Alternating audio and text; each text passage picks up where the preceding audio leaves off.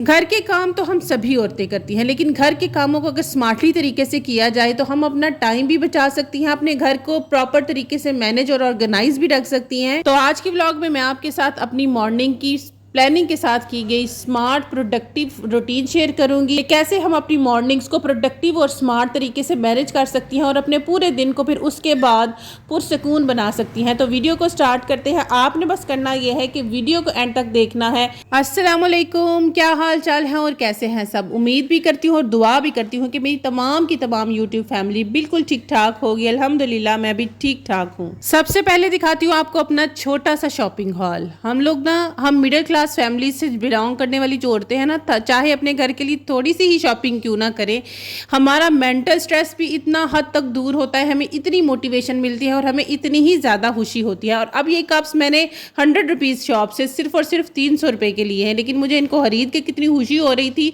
मैंने आते साथ इनको सबसे पहले धोया। और आप भी यही क्या करें, जब भी अपने घर में आपने कोई भी नई चीज़ लेके आती है, नई क्रॉकरी या कोई भी चीज़ लेके आती हैं, उसे यूज़ करने से पहले हमेशा वॉश किया करें और फिर उसको यूज़ किया करें। और क्या आप में भी मेरी तरह ये वाली आदत पाई जाती है कि जब भी आप अपने घर के लिए कोई भी चीज़ खरीदती हैं ना, तो उसको बार बार आप देखती हैं कि ये कैसी लग रही है, अगर मैं कुछ और देखती इसके अलावा तो वो कैसा होता। मेरी तो ये बड़ी आदत है, मैं अगर कोई सूट भी ले आऊँ ना तो उसको भी मैं बार बार देखती हूँ कि हाँ ये वाला अच्छा था या जो दूसरा ऑप्शन था वो ज़्यादा अच्छा था। और ये मुझे लगता है हर औरत की आदत है। हम वैसे भी मार्केट में जब जाती है ना तो थकी हारी आती है, लेकिन आते साथ सबसे पहला जो काम हमने करना होता है वो हमने अपनी शॉपिंग की देखनी होती है कि हमने क्या क्या खरीदा और कैसी चीज़ें लेके आई। और फिर सबकी तारीफ सुननी होती है कि हाँ जी तुम बताओ ये चीज़ें कैसी है या तुम बताओ ये कैसी चीज़ें हैं। और हम जैसी लोअर मिडिल क्लास से बिलोंग करने वाली होम मेकर्स ना अपनी खुशियों को इन्हीं छोटी छोटी चीज़ों में ढूंढती हैं और फिर इन्हीं खुशियों से अब हमें घर के कामों की मोटिवेशन भी मिलती है। तो यहाँ पर अब सुबह का वक्त हो गया था बच्चों को, क्योंकि आजकल स्कूल से छुट्टियां हैं, बच्चे तो लेट ही उठते हैं, लेकिन हमें एज अ होम मेकर ना आदत हो चुकी होती है, चाहे हम रात को बहुत लेट सोएं, ईद हो या कोई भी त्यौहार हो, हमने ना अपने एक रूटीन टाइम जो है वो उस पर उठ जाना होता है। और अब तो बॉडी भी ऐसी सेट हो चुकी है कि पूरे 7 बजे या 6 बजे आंख खुल जाती है। तो मैं क्या करती हूँ कि मोबाइल स्क्रॉल करने की बजाय ना मैंने जो प्लानिंग की हुई होती है ना रात को, मैं उसको कर लेती हूँ। अब सबसे पहले मेरा काम ये था कि मशीन लगाना। कपड़े थोड़े से ही होते हैं तो मैं ना वीक में 2 दफ़ा मशीन लगा के कपड़े वॉश कर लेती हूँ। इस तरह हमारे ऊपर ना इतना ज़्यादा बर्डन भी नहीं होता और जो हमारा काम है ना वो भी हो जाता है। अब जैसे मैंने मशीन लगा दी, अब आपके सामने है पीछे मशीन भी लगी हुई है। मैंने क्या किया कि किचन में आ गई, क्योंकि मेरे पास टाइम था। अपने टाइम को हमने यूटिलाइज़ करना होता है, हमने देखना होता है कि हम अपने टाइम को कैसे यूटिलाइज़ करेंगे। मोबाइल स्क्रॉलिंग के बजाय अगर हम अपने कामों को सुबह कर लेंगे ना तो फिर हमारे पास फिर पूरा दिन होता है जिसमें हम चाहे जो मर्ज़ी करें।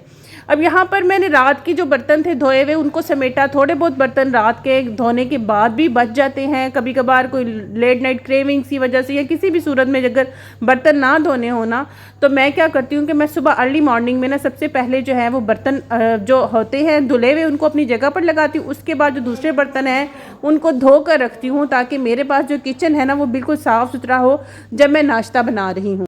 अपने दिन को स्मार्टली गुजारने के लिए, पूरे प्लानिंग के साथ गुजारने के लिए मैं आपको ये मशवरा दूंगी कि जब भी आप सोने लगे, सोने से पहले ना आपने ये अपने माइंड में एक लिस्ट बना लिया करें कि सुबह जो दिन होगा उसमें मैंने क्या क्या काम करने हैं, ताकि मैं अर्ली मॉर्निंग में जितना हो सके उतना काम कर लूँ और बाकी का पूरा दिन जो है फिर उसके बाद मैं अपने बच्चों के साथ स्पेंड करूँ या मैं अपने आप को टाइम दूँ या मैं कुछ भी करूँ, लेकिन मेरे पास एटलीस्ट कुछ ना कुछ घंटे हों जो मैं अपनी ज़ात को दे सकूँ, अपने बच्चों को दे सकूं। क्योंकि आजकल बच्चों की छुट्टियां भी चल रही हैं, तो यही टाइम होता है हम मदर्स का कि हम अपने बच्चों के साथ बहुत ज़्यादा टाइम स्पेंड करें, उन्हें बहुत सा प्यार दें, उनके साथ बातें करें, ताकि वो हमारे बच्चे ना हमसे अपने दिल की बातें कर सकें, अपने फ्यूचर प्लानिंग शेयर कर सकें कि क्या हमारे बच्चे सोचते हैं। और यही टाइम होता है ना कि हम अपने बच्चों की ना बातों से हमें आइडिया होता है कि हमारे बच्चे की क्या मेंटेलिटी है, वो क्या करना चाहता है लाइफ में, और फिर उस तरह से फिर हम जो है वो नेक्स्ट इनकी लाइफ में डिसीजंस लेते हैं। अब नाश्ते के लिए भी बच्चों की तो फरमाइश होती है कि हमें सिर्फ और सिर्फ मिल्क शेक दिया जाए, कोई भी ऐसी हैवी चीज़ बच्चों को मिले ही ना खाने के लिए। वैसे भी बच्चे खाने पीने के से जान ही छुड़ाते हैं, तो उनका दिल होता है कुछ ऐसा मिल जाए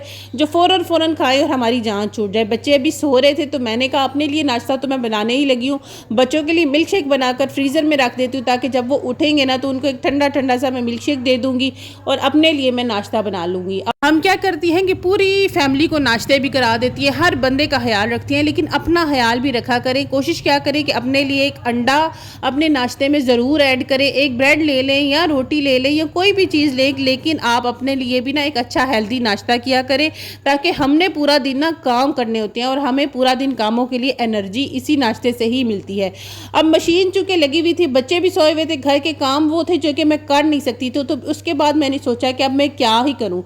तो मैंने, जैसे कि आपने स्टार्ट में देखा, दाल मैंने ऑलरेडी भिगो के रखी हुई थी, बस मैंने दाल को जो है चढ़ा दिया चूल्हे पे कि मैं नाश्ते के टाइम पर ही ना अपना जो खाने की तैयारी है ना वो भी कर लूँ। आप भी कोशिश क्या करें कि सुबह के टाइम पर, क्योंकि हम खुद भी ना सुबह के टाइम पर एक्टिव होती हैं, हमें ना हमारा दिल होता है कि फटाफट से काफ़ी सारे जो काम है ना हमारे वो कर ले। लेकिन यहाँ पर यह भी एक बात है कि मेरी बहुत सारी बहनें ऐसी भी होंगी जो ससुराल में रहती हैं, और ससुराल में ना फिर पता ही क्या होता है कि ससुराल में आपने हर बंदे से पूछना होता है कि क्या बनाए क्या बनाए। तो ये इसलिए ना आप पता क्या क्या करें, अगर आपकी ड्यूटी है ना खाना बनाने की, क्योंकि देवरानियां जेठानियां भी तो होती हैं और सबने अपनी अपनी ड्यूटी सेट की हुई होती हैं, लेकिन अगर आपकी ड्यूटी खाना बनाने की है ना तो सबसे रात को ही पूछ के डिसाइड कर लिया करें कि भाई मुझे बता दे सुबह क्या बनाना है, ताकि जब भी आप नाश्ते से फ्री हो फ़ौरन आप खाना बनाएं, उसके बाद जो आपकी ड्यूटी है आप फ्री हो जाएं, फिर आप अपने आप को टाइम दें, अपने बच्चों को टाइम दें, अपने लिए कुछ भी करें।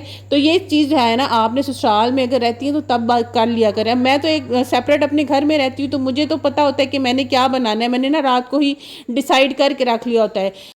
यहाँ पर अब मैंने अपने घर के सारे काम कर लिए, खाना भी बना लिया, कपड़े भी धो लिए, बच्चों को भी टाइम दे लिया, और अब टाइम था मेरी रिलैक्सेशन का। तो घर के करीब ही पार्क है, वैसे तो मैं बहुत कम जाती हूँ यहाँ पर पार्क वगैरह में, लेकिन मेरा ना बड़ा दिल घबरा रहा था, मुझे कुछ समझ ही नहीं आ रही थी, कोई मोटिवेशन मिल ही नहीं रही थी।